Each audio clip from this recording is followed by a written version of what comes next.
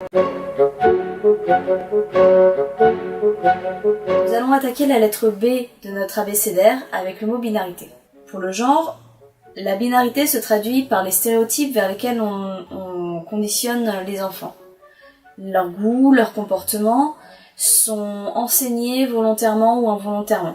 Nous entraînons en effet les filles et les femmes vers la docilité, la douceur, le soin aux autres, leur physique comme valeur s'il correspond aux critères définis par la société.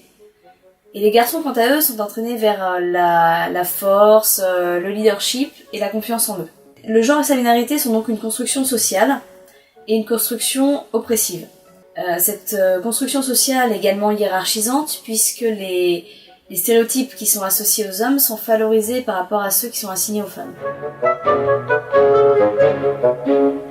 Celles et ceux qui ne correspondent pas à ces stéréotypes de genre sont considérés comme ratés. On parle par exemple de garçon manqué pour une fille qui correspond à des stéréotypes de genre masculin.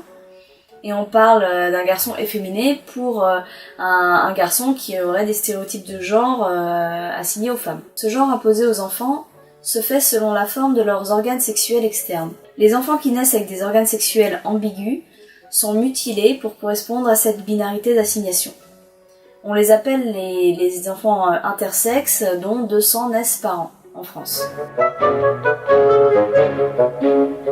Certains et certaines ont une identité de genre non binaire, ne se sentant pas à leur place dans les cases homme-femme, et d'autres ne se sentent pas non plus à leur place dans les cases homme-femme, mais rejettent l'idée de genre comme étant une identité, et définissent leur genre comme étant ce que la société leur renvoie, et non comme étant une identité qu'elles auraient par elles-mêmes.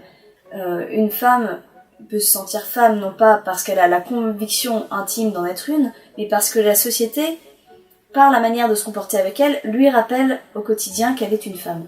Les personnes subissent donc des comportements, une place dans la société, des avantages ou des désavantages selon le genre duquel elles sont perçues et non pas selon leur identité de genre.